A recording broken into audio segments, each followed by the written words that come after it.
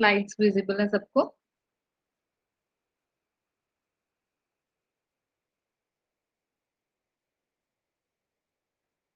No ma'am, slides नहीं दिखी।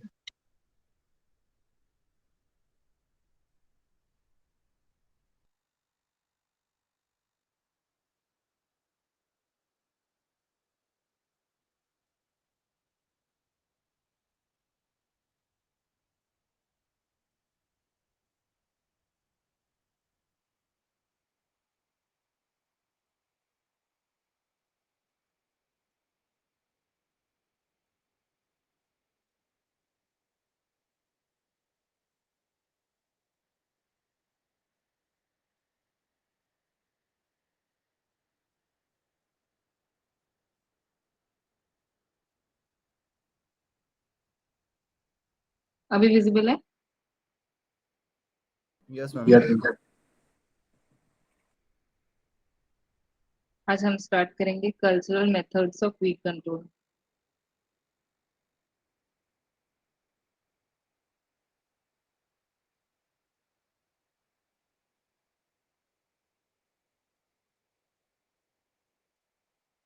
ये वाला है।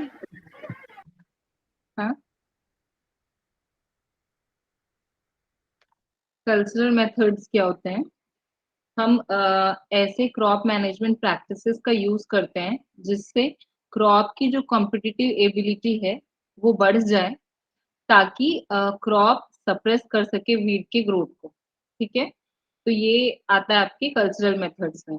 और क्योंकि इसमें हम ऐसे मैनेजमेंट प्रैक्टिसेस का यूज करते हैं जिससे क्रॉप की कॉम्पिटिटिव एबिलिटी बढ़ रही है, इसलिए इस मेथड का दूसरा नाम है crop competitive competition method. Crop competition method.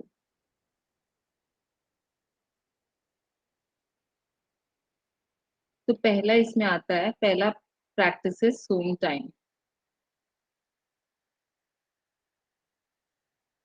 Sowing time क्या होता है? जब आप किसी भी क्रॉप को ग्रो करते हो तो टाइमली सोइंग करते हो जब, तो क्रॉप अपना मैक्सिमम ग्रोथ और डेवलपमेंट शो करता है। और इस क्योंकि जेनोटाइप इन्वायरमेंट इंटरेक्शन प्रॉपर होता है, फेवरेबल कंडीशन मिलती है, इसलिए क्रॉप प्रॉपर ग्रोथ और डेवलपमेंट शो करता है। लेकिन इसके साथ साथ क्या होता है, जब आप टाइमली सोइंग करते हो तो वीड की ग्रोथ भी उतनी ही बढ़ती है जैसे कि क्रॉप की होती है। तो उस कंडीशन में क्या होता है, सेम एज में जब क्रॉप और वीड एक साथ ग्रो करते हैं तो उनके बीच जो कंपटीशन होता है सनलाइट के लिए, स्पेस के लिए, न्यूट्रिएंट के लिए, मॉइस्चर के लिए, वो ज्यादा होता है। जिससे क्या होता है, यील्ड रिडक्शन होता है। तो हम क्या करते हैं, हम मैनिपुलेट करते हैं टाइम को, सोइंग टाइम को। या तो हम अर्ली सोइंग करेंगे या लेट सोइंग करेंगे। अब अगर हम अर्ली सोइंग करते हैं तो क्या बेनिफिट होगा, किस तरीके से वीट जो है वो सप्रेस होगा। अगर हम अर्ली सोइंग करते हैं, 10-15 दिन पहले सोइंग कर रहे हैं, तो क्या होगा, जो क्रॉप का रूट और कैनोपी डेवलपमेंट ये सब बढ़ चुका होगा। और फिर जब टाइम आएगा तब वीड्स ग्रो करेंगे, तो ऑलरेडी 15-20 दिन आगे चलता रहेगा क्रॉप का जो ग्रोथ पीरियड है। और क्रॉप जो है प्रॉपर एस्टेब्लिश कर जा रहेगा सॉइल में। रूट की डेवलपमेंट लेट होगी, रूट का ग्रोथ लेट होगा, इस तरीके से रूट जो है सप्रेस हो जाएगा क्रॉप के थ्रू। तो अर्ली, जब हम अर्ली वैरायटी लगाते हैं तो इस तरीके से वीट का सप्रेशन होता है। अर्ली वैरायटी या लॉन्ग ड्यूरेशन वैरायटी हम कह सकते हैं। फिर जब हम लेट सोन वैरायटी लगाते हैं, जितना रिकमेंडेड टाइम है या टाइमली सोइंग के बाद हम डिले करते हैं, जब लेट सोइंग वैरायटी लगाते हैं या early duration variety, short duration variety लगाते हैं, इससे क्या होता है, बीड्स जो है अपने टाइम पे ग्रो करेंगे। और उसके बाद हम जब लैंड प्रिपेयर करेंगे तो टीलेज जब करेंगे तो प्लोइंग वगैरह के थ्रू वीड ऑलरेडी डिस्ट्रॉय हो जाएंगे। तो ये दूसरे तरीके से वीड का ग्रोथ जो हुआ वो सप्रेस हुआ है क्रॉप के थ्रू। उसके बाद इसके कुछ एग्जाम्पल हैं, जैसे कि जब हम वीट को हम normally grow mid north region में मिड नवंबर में ग्रो करते हैं। बट हम अगर इसकी लेट सोइंग करते हैं तो हम इसमें देखते हैं कि फेलरिस माइनर का जो इन्फेस्टेशन है वो बहुत ज्यादा कम हो जाता है। तो ये इसका एग्जाम्पल था। ये समझ में आया कि अर्ली अर्ली सोइंग करते हैं और लेट सोइंग करते हैं तो उसका बेनिफिट क्या मिल रहा है, किस तरीके से मिल रहा है। Yes ma'am. Leaf planting of wheat in December.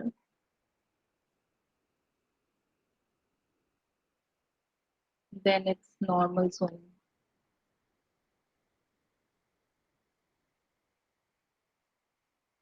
That is mid-November in north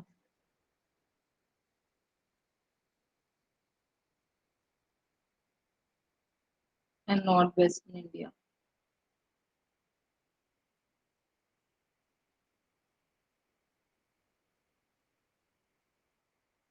Reduces Phalaris minor problem.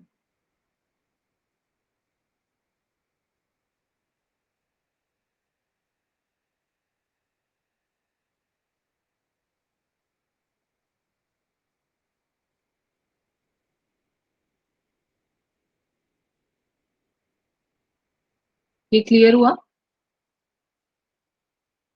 Yes ma'am. Next है क्रॉप स्पीशीज.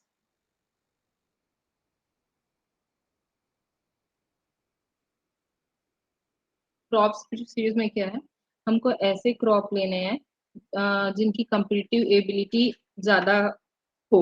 मतलब ऐसे स्पीशीज लेंगे हम जो फास्ट एब्जॉर्बिंग कैपेसिटी हो, जिनकी जो बहुत फास्टली न्यूट्रिएंट्स, मिनरल्स, वाटर्स को एब्जॉर्ब कर सकें, जिनका बहुत अर्ली स्टेज एस्टेब्लिशमेंट हो, बहुत जल्दी एस्टेब्लिश कर पाए, और फास्ट जर्मिनेशन हो, जिनका क्रॉप ग्रोथ रेट ज्यादा हो, जिनका कैनोपी डेवलपमेंट जल्दी हो, या जो बहुत एफिशिएंटली फोटोसिंथेसिस परफॉर्म कर पाए.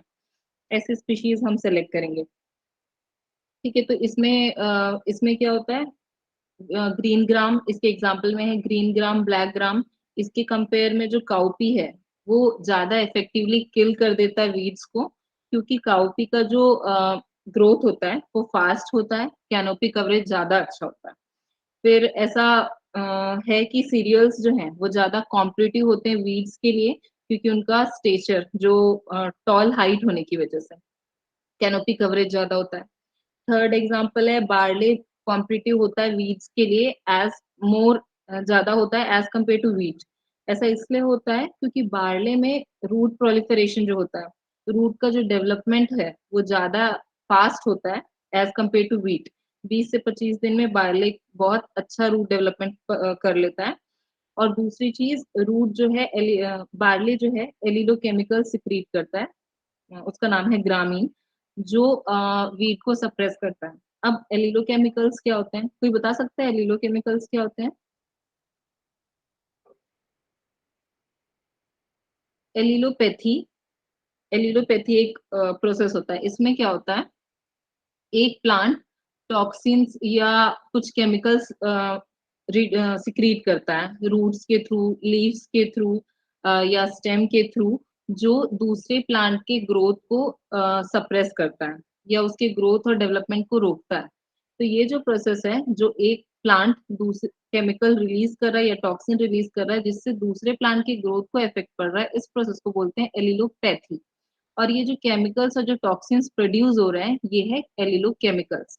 ठीक है, तो बार्ले एलिलोकेमिकल्स प्रोड्यूस करता है जो वीट को सप्रेस करता है, वीट के ग्रोथ को. फिर एग्जांपल आता है कुछ कुछ वीड किलिंग स्पीशीज ही होते हैं, वीड किलिंग क्रॉप्स होते हैं, जैसे कि मेज, पर्ल मिलेट, रेपसीड, मस्टर्ड, ये सब. फिर वीट की वेराइटी है जो कि HD 2285, WH 147, WH 283, ये जो है वाइल्ड ओट के लिए बहुत कॉम्पिटिटिव है. फिर सोरघम भी है. सोरघम का हम सबने पढ़ा है कि हम वीड में भी पढ़े थे कि HCN रिलीज करता है, वो हाइड्रोसायनिक एसिड शूट और फोलिएजेस के थ्रू, जो एलिलोपैथिक होता है किन क्रॉप्स के लिए, वीड्स के लिए, sorry, amaranthus hybridus, setaria, abutilon etcetera. तो ये सारे इसके एग्जाम्पल्स थे. पहला example, cowpea smothers that effectively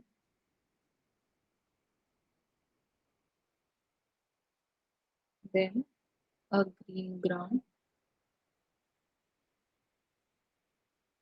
and black gram due to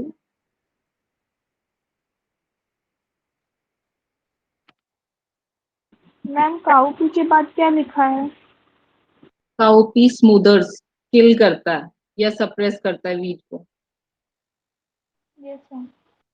initial SMOTHERS, initial faster growth and canopy coverage.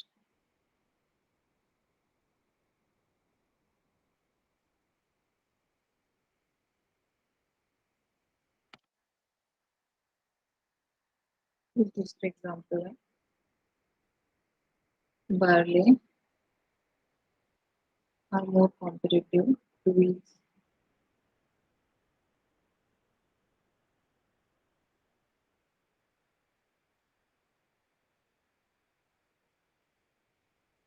as compared to wheat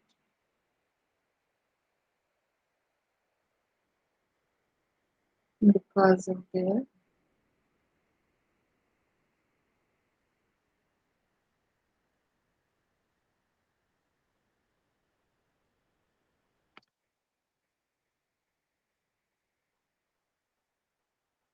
higher root proliferation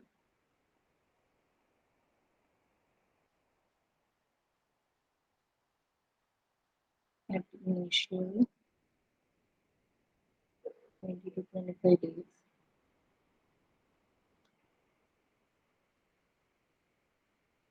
ma'am higher root के बाद क्या लिखे हो? Proliferation, PROLIFERATION.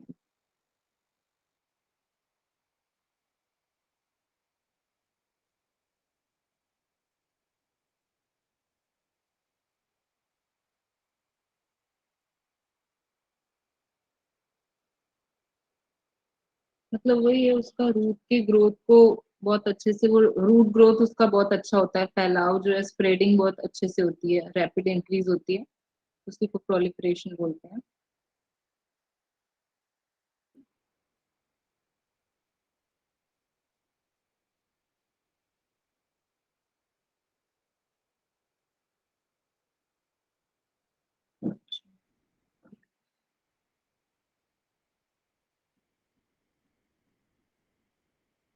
That is ग्रामीण।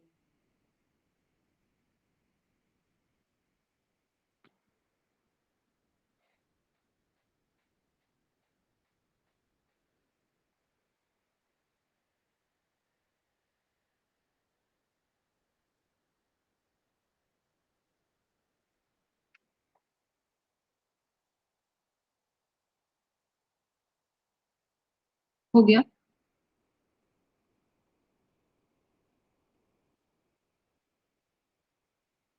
Next that example, इसके बाद क्या लिखा था? क्रेमनी। दैट इज ग्रामीण, GRAMIN। एलिलो केमिकल है जो बार्ले रिलीज करता है, जिससे वीट जो है सप्रेस होते हैं।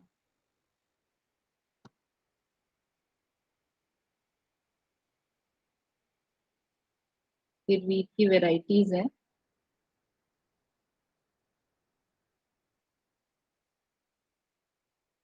जो कॉम्पिटिटिव है वाइल्ड ओट के लिए।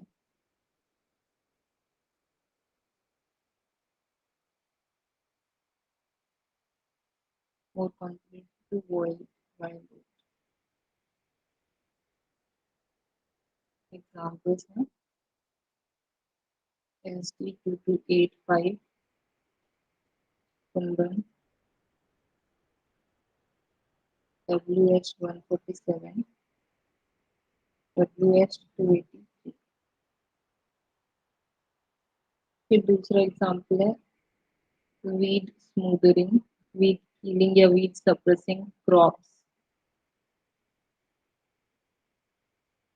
जो है आपकी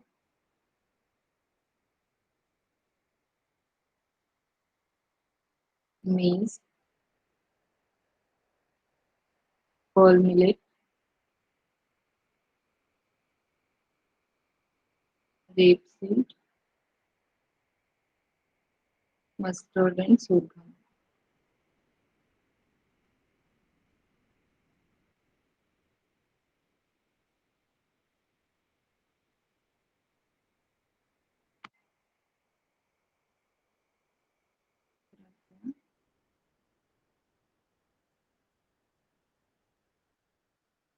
One possesses HCN, that is hydrocyanic acid, in shoot and foliages.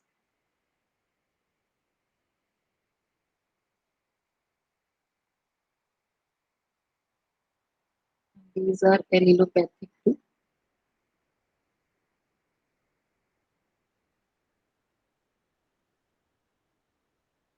Abutilon species.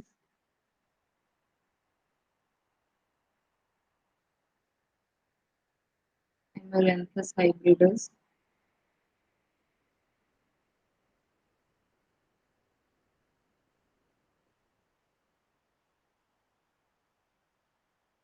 Piterium. Viria. VERA.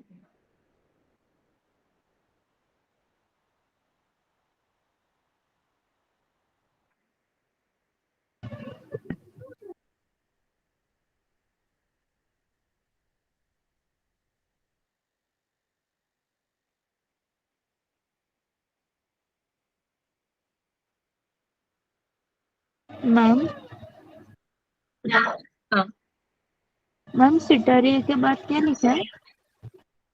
विरिडिस. VIRIDIS. Ma'am allopathic 2 के बाद क्या लिखा है? यहाँ पर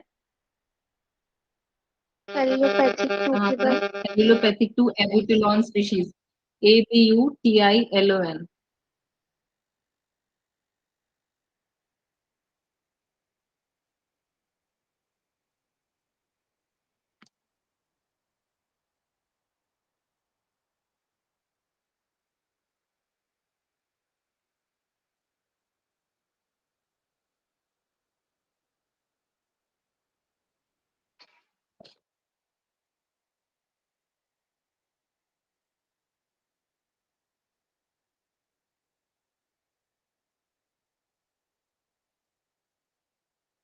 ठीक है. फिर नेक्स्ट आता है आपका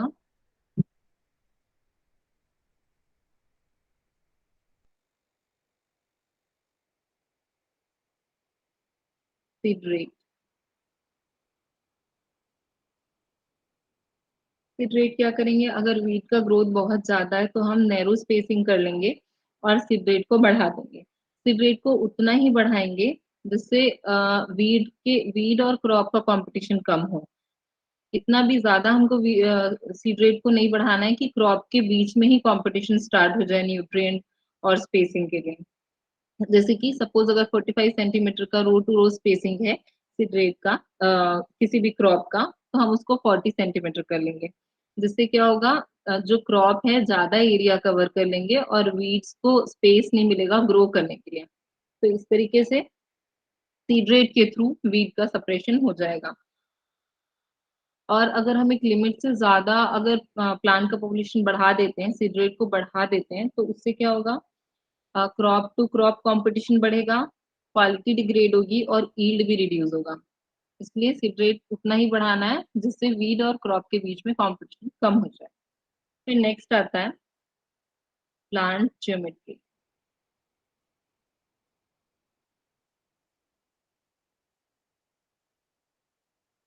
प्लांट ज्योमेट्री में क्या है, हम कोशिश करेंगे कि नैरो स्पेसिंग ले, बहुत ज्यादा नैरो नहीं, मगर जितना क्रॉप और वीट का कंपटीशन कम हो सके उतना करेंगे. इससे क्या होगा, यील्ड पर यूनिट एरिया तो थोड़ा कम हो सकता है, लेकिन पॉपुलेशन ज्यादा होने की वजह से टोटल यील्ड जो होगा वो इंक्रीज होगा. इसमें एग्जांपल है एक पेयर्ड रो. हम इसमें मैनिपुलेट करते हैं, पेयर्ड रो फॉर्म करते हैं. यूजुअली मेज वाइड स्पेस क्रॉप पे करके हम इसमें परफॉर्म करते हैं. इसका रिकमेंडेशन कैसे रहता है, ये रोज हैं सपोज मेज के, ये 75 सेंटीमीटर में मेज के क्रॉप को ग्रो किया गया है. ठीक है.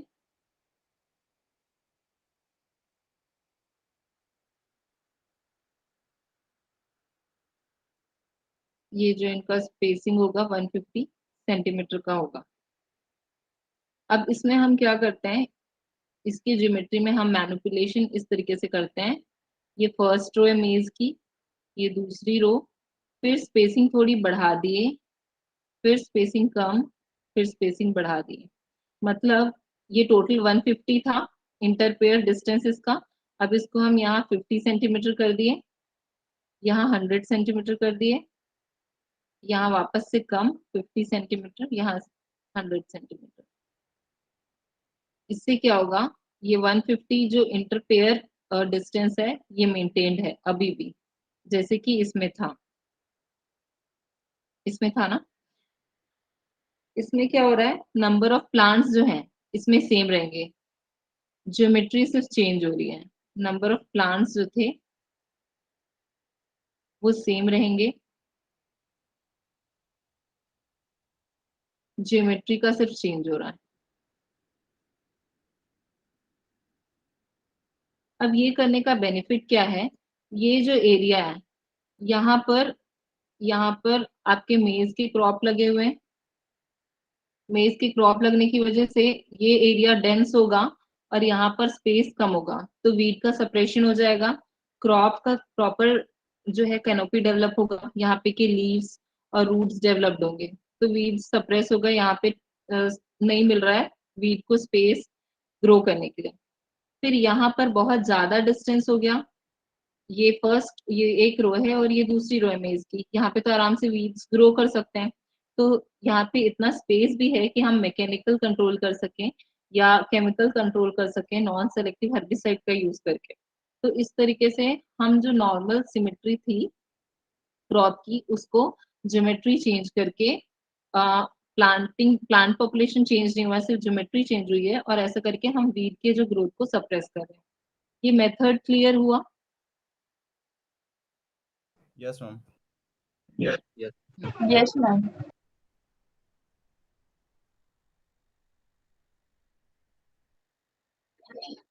फिर वीड का जो इन्फेस्टेशन है वो देखा गया है कि वीड का इन्फेस्टेशन लाइन सोइंग और रिज फरो प्लांटिंग में कम होता है, is less in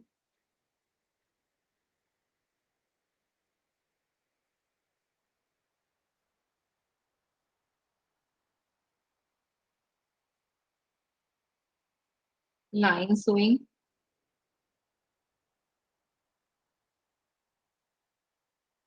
and ridge furrow planting.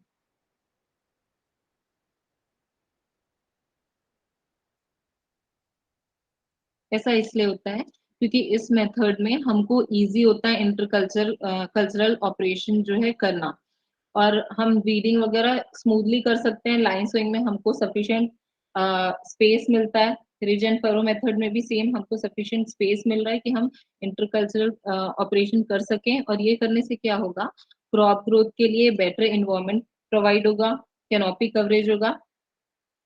तो इस तरीके से वीड सप्रेस हुआ। फिर दूसरा है, जितना हम क्रॉप की डेंसिटी को बढ़ाते हैं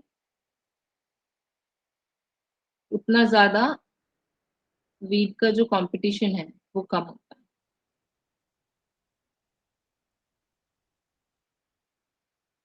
मगर ये एक स्पेसिफिक एक्सटेंट तक ही हम बढ़ा सकते हैं, बहुत ज्यादा बढ़ाएंगे तो क्रॉप टू क्रॉप कंपटीशन बढ़ जाएगा। अब उसमें इसमें ज्योमेट्री में आती दूसरी चीज, मेथड ऑफ सोइंग में ट्रांसप्लांटिंग आता है। ट्रांसप्लांटिंग में क्या होता है, हम जब किसी क्रॉप को नर्सरी में ग्रो करते हैं और उसके बाद उसको मेन फील्ड में लाते हैं ट्रांसप्लांट करने के लिए, तो ऑलरेडी जो क्रॉप है उसकी विगरस ग्रोथ हो चुकी है, उसमें उसका रूट जो है प्रॉपर ग्रोथ ले चुका है, उसका प्लांट एक कैनोपी परफॉर्म कर चुका है, और अब वो एस्टेब्लिश होने के लिए प्रिपेयर्ड है। अब जब हम उसको ट्रांसप्लांट करते हैं मेन फील्ड में, तो उसके बाद जब वीड्स जर्मिनेट होते हैं तो वीड्स 20 से 25 दिन के ग्रोथ पीरियड से पीछे चल रहे हैं। जो मेन क्रॉप है वो ऑलरेडी एस्टेब्लिश हो चुका है, उसका proper root development, shoot development हो चुका है, लीव्स सब कुछ डेवलप हो चुका है, तो वो ज्यादा एज होने की वजह से क्रॉप का वो वीड को सप्रेस कर देगा। तो इस तरीके से ट्रांसप्लांटिंग मेथड जो है वो बेनिफिशियल है फॉर वीड सप्रेशन। ठीक। नेक्स्ट आता है इंटरक्रॉपिंग।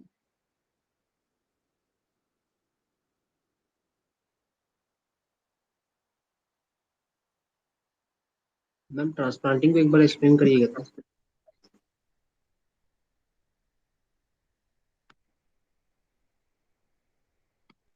ट्रांसप्लांटिंग में क्या होगा, हम क्रॉप ग्रो किए नर्सरी में, सोइंग किए। अब सोइंग करने के 20 से 25-30 दिन बाद हम उसको ट्रांसप्लांट कराने ले जाएंगे फील्ड में। जब फील्ड में ले जाएंगे और ट्रांसप्लांट करेंगे तो क्रॉप जो है ऑलरेडी 20 से 25 दिन का ग्रोथ पीरियड जो है उसका कंप्लीट हो चुका है। जो क्रॉप का रूट डेवलपमेंट हो चुका है, एस्टेब्लिशमेंट हो चुका है, लीफ शूट ये सब डेवलप होने लग चुके हैं। अब जब हम उसको ट्रांसप्लांट करेंगे क्रॉप को फील्ड में, उसके बाद वीड का ग्रोथ होगा। वीड स्टार्ट करेंगे जर्मिनेट करना, और अभी वीड्स छोटे हैं लेकिन क्रॉप जो है हमारा रूट उसका स्प्रेड हो चुका है, वो न्यूट्रिएंट और वो सारा सब कुछ एब्जॉर्ब करने लगा है, न्यूट्रिएंट वाटर। उसका कैनोपी बन गया एक फोटोसिंथेसिस के लिए, वो ज्यादा इफेक्टिवली फोटोसिंथेसिस कर पा रहा है, न्यूट्रिएंट कंज्यूम कर पा रहा है। लेकिन वीड तो अभी छोटे हैं ना, उसके रूट्स इतने स्प्रेड नहीं हुए हैं या उसका उतना डेवलपमेंट नहीं हुआ है, तो ग्रोथ पीरियड उसका कम हो गया 20 से 25 दिन का। तो इस तरीके से ट्रांसप्लांटिंग से क्या होगा, ट्रांसप्लांटिंग में जो क्रॉप है उसकी ग्रोथ पीरियड ज्यादा होने की वजह से वो वीड के ग्रोथ को सप्रेस कर देगा, दबा देगा। अब वो क्लियर? मैम ये ट्रांसप्लांटिंग जो है वो अर्ली सोइंग जैसा ही होगा ना? हम्म। मैम ट्रांसप्लांटिंग अर्ली सोइंग जैसा ही रहेगा ना? हाँ हाँ। जी मैम। अर्ली सोइंग जैसा ही। फिर आता है इंटरक्रॉपिंग। इंटरक्रॉपिंग इंटरक्रॉपिंग में क्या होता है, हम दो या दो से ज्यादा क्रॉप को लगाते हैं साइमल्टेनियसली एक ही साथ इन अ डेफिनेट रो पैटर्न। ठीक है। इसमें इसमें क्या होता है, हम वाइड स्पेस क्रॉप, जैसे कि मेज हुआ, मेज में बीच बीच में हम अगर पीरियड्स लगा दिए तो इंटरक्रॉपिंग से क्या होगा, जैसे कि ये आपका मेज है 75 सेंटीमीटर के स्पेसिंग में, या आपकी मेज। अब हम इसमें इंटरक्रॉपिंग कर देते हैं दो दो रोज की।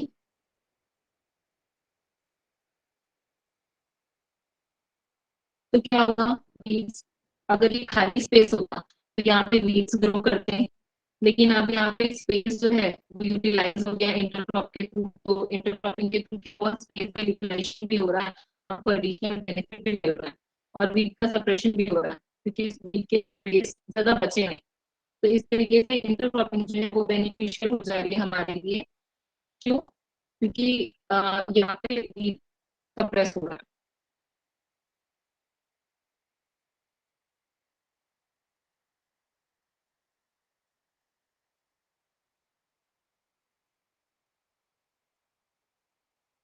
अगर हम सीरियल्स और मैम स्क्रीन शो नहीं हो रहा है।